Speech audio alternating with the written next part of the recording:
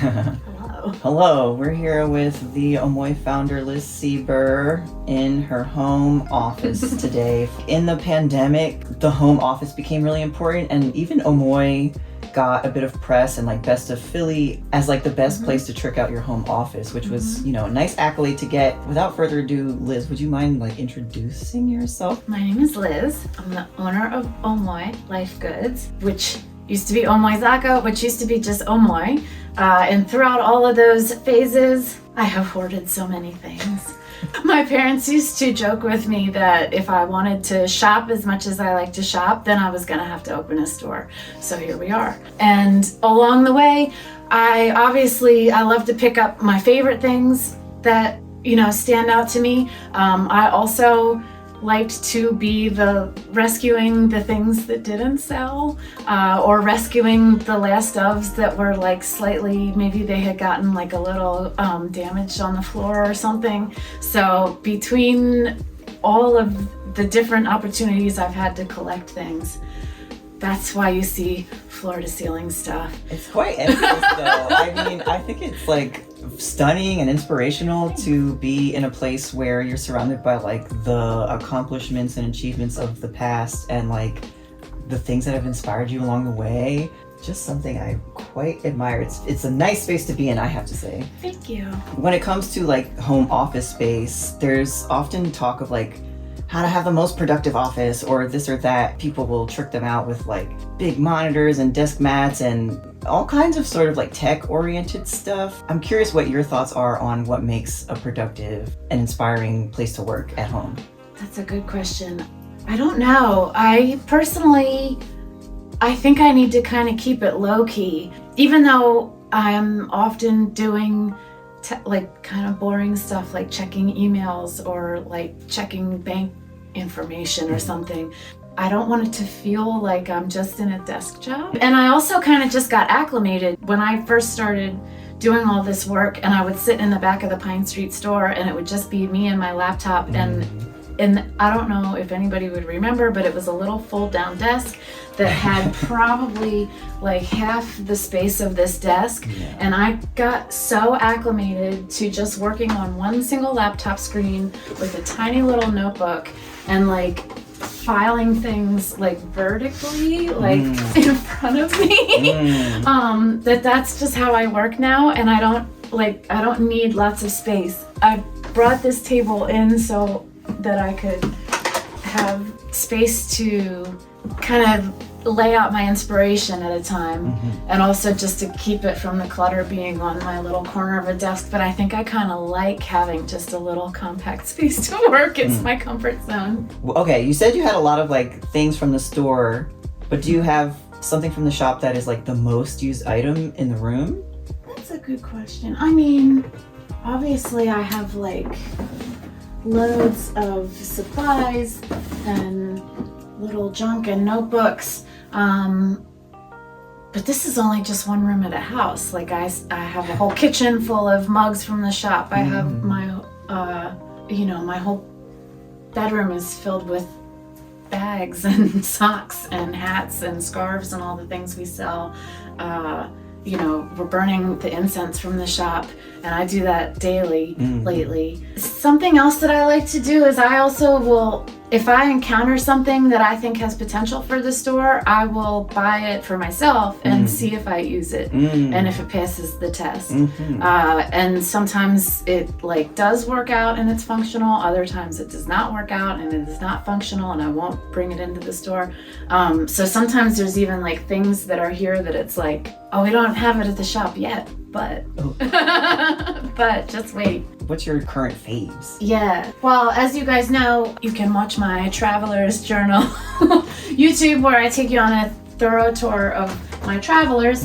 I am also very much in love with this pen, for the reason being, number one, ever since I learned that like blue ink is what you would use for notarizing, I really enjoy using blue ink, which this has. It also has black ink. It also has red ink, which I use a lot for my notation purposes, like in my checkbook and stuff. I love this pen. It coordinates with every outfit. It just sits so nicely in my hand. It comes in 4 colors available. Why that click pen over other click pens, perhaps? I think I like the size of it, the weight of it, but something about the ink is that it's so silky and perfect. In fact, before we were getting it to the store, I had to order the refills for it overseas. Oh. And so then I went into the store and assigned it to our buyer to figure out where to get this pen and the refills. What would you say is the most used item in here that's not from the store? Or maybe not used, but like, I'm looking at the Snoopy Select Shop that you have beautifully in the case. Like, I did go a little silly with the Snoopy Select Shop. Well, I'll just show you the whole thing because one of my best friends brought me one of these back from Japan, and I saw it and it was so perfect that, again, I had to go online and buy the entire tray. Amazing. So that I could have the full kit, including, this is actually the floor piece. What? And if you like cut up, it comes with little pieces that you can cut out, like bags and stuff, which I assembled very carefully, all of the little bags and the posters and signage and price tags and stuff. With like glue and tweezers and the works. But it's so sweet, and it's like really funny because it is so many of the things that we do in the shop. The little jewelry cases and the tote bags and the trees and it's just perfect. what are like some of the deciding factors that make you take things home and bring them into your life? Like, there's tons of interesting things out there in the world, but what makes you narrow in on something? I think I like things that are strange. I like things that are colorful. I don't know. I also, and I'm like looking around and I'm like, so much of this stuff is like kind of, it's like pages that I cut out of magazines and like bags from stores and stuff. Like I've already probably have talked about my shopping bag collection. And that was even like, when I lived in Japan, I remember we didn't have any money to decorate, and we're only in this apartment for 4 months. And I remember like immediately buying magazines and cutting out like ads and artworks and stuff to hang up. And my roommate thought I was like totally crazy because I was just taping magazine pages to the wall, but I needed to have like clutter or just color and personality. So yeah, I guess I like personality. I like mementos of things. I don't know, even as a little kid, all of this stuff that's like in that letterbox is like I collected as a kid too. My parents collected and my grandparents collected, so I think I just saw what they would do, and then I would think, oh, I will save this till when I'm older, and then that will be interesting when I'm older. Also, I'm so intrigued, or I feel like we should talk about how you do cut out ephemera and magazines, and like how important it is to deal with like paper ephemera itself, even in this age of Pinterest. I think a lot of people are, maybe younger people, I don't really know, I'm making assumptions, but they might be satisfied to do their mood boarding or interest collecting on Pinterest, which is like algorithmically powered, whereas you're still like, no, I like the paper. Would you say, like, do you have any thoughts on that? I like the experience of encountering the things, if that makes sense. So like I love when things are given to me, which is like many of the things on my bulletin board, for example. Like whenever artists would come into the shop and drop off postcards and stuff, and I would just instinctively be pinning them up behind the desk.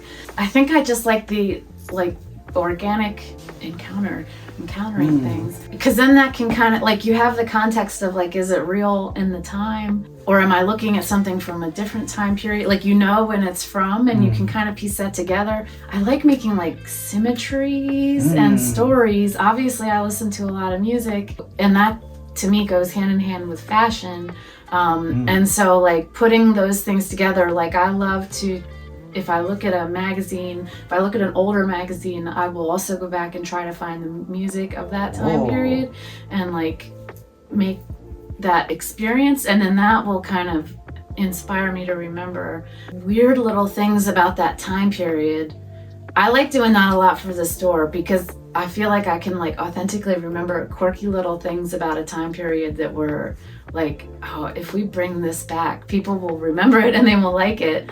But the collective memory has forgotten about it. But like with a lot of meditation, I can just remember being like, you know, enjoying some specific item, or there was something going on in the world that like made us all feel a way. You have this huge wall of CDs and like records. You have records in another part of your house. So you have a lot of music. I know your dad is like a music collector too. What does that play into your office time? Or like, do you always have to have music on? Where do you like put the radio on, or are you like, no, I'm gonna queue up this, today's taste is all these CDs, or so on and so forth? I love noise. I also I like to layer my noise, which means I turn the TV on and keep the volume on, and then I play music on top of it. Yeah, I listen to my CDs. I still buy new CDs when I can get my hands on them. Shout out to Amoeba Records and Repo and all the good stores that still sell new releases. I listen to a lot of radio and like college radio and stuff, and like local, you know, radio around here in Philly, just because I like to know what's new, even if it's not my taste. Also, like Philly radio is like famously good. We have really good radio here. It is. I listen to like WPRB, WFMU is up in like closer to New York, but if you preset in your car, you can turn it on when you get to New York. WXPN. There's a bunch of good ones. Q102 on a Saturday night. Yes. Power 99. Saturday night. Yes. Yeah, so I like a lot of different music. I will say that most of the CDs, though, are like kind of stuck in a period, because then they stop making so many CDs. I'll also listen to streaming music, just to hear new stuff and to get ideas. I really only listen to the new release playlist on Spotify. No, I'll listen to stuff through my speakers. That CD player, I bought it, the one behind you, Jess, is because I was thinking about getting them for the store. They sound awful. The wall-mounted I CD still player? use it. Only because my boombox, I can't find the power cord to it, and it eats batteries. It eats C batteries, which costs an arm and a leg. Something we have asked all deskies of the past is, if you could blow a month's pay anywhere in the city of Philadelphia, or perhaps the world, where would it be? And it doesn't have to be all in one place either. In my 3 like top favorite stores are in Japan. We have Tokyo Hands, which is kind of a lifestyle store, like all-purpose store. I could easily go there. I could definitely go to the record store and spend a ton of money. Takashimaya and Dime Rose, send me to the shoe section. I will buy shoes. Easy, no problem. Noted. Do you have anywhere in Philly like that you would recommend visitors to the city check out? Every time I go down to the Bach building, I'm always like, my head is on a swivel, because there's just new stuff in every corner every time I see it. So that is a very cool place. Word on the street is that they'll be opening a baby Bach on Broad Street in the former U Arts building. Oh, fingers crossed. That would be excellent.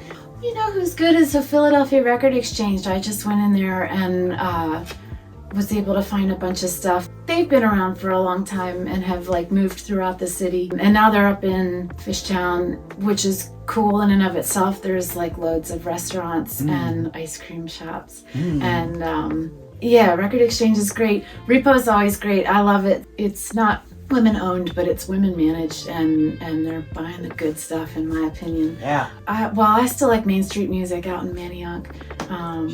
Shout out Maniac. Yeah. Another store that's been there for forever. I don't know. I think I gravitate towards the stores that have just been like going for forever, because you know that they're there for a reason and that they work hard. Thanks for doing this Deskie interview with us, and smash that like button.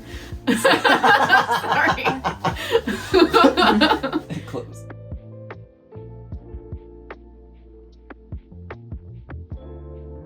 Look at his glasses. He's kind of a ladies' man. He's the like hottest guy at the office. Yeah, he takes a lot of flights and hits on a lot of stewardesses. Oh He calls my them god. skirts, It's probably. canon. It's canon. It's written into the. The lore. Let me find the sticker sheets because I think that really explains his legend better. I have a like here's our bag and all of our little ephemera that we've ever made, including a binder full of heavies. And this, when we used to sell Kokeshi dolls, this one was named OMOI. Whoa. And so I liked her. And then we sold tons of little blind box because I have a lot of employee art. Like a lot of the art pieces are like from First Fridays that we did. Aubrey Costello. Oh, right. Whoops. And this is Blood Milk. This was Bohey Gold. This was Zachary Pryor. Like, this was our old employee Grace. Got April's little spaghetti dish. I don't know. Lots of little stuff. Lisa's card. Oh, here's the little lighter. I think I have both of them. Yeah, both of them. You ever go to one of their games for the kids? Yes, I have been to a Tigers game, but I actually, in my first host family, I lived at the train station, like where the stadium is for the Tigers. That's cool. And so I passed it every day and had no idea it was like the baseball team stadium. Yes. So then I went back and visited later, and my host sister got me tickets to the game. That's cool. And it's like an old stone stadium, Yeah. and we were up in the top row, but the fans were amazing, and they were like giving us balloons and all this stuff. That's so fun. And so I'm a Tigers fan.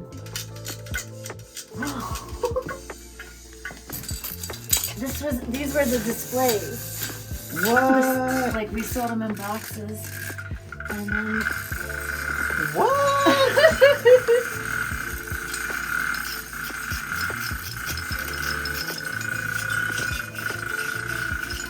this guy lost a little bit of his arm. He's a drum. And here's my cell phone from Japan. I love it.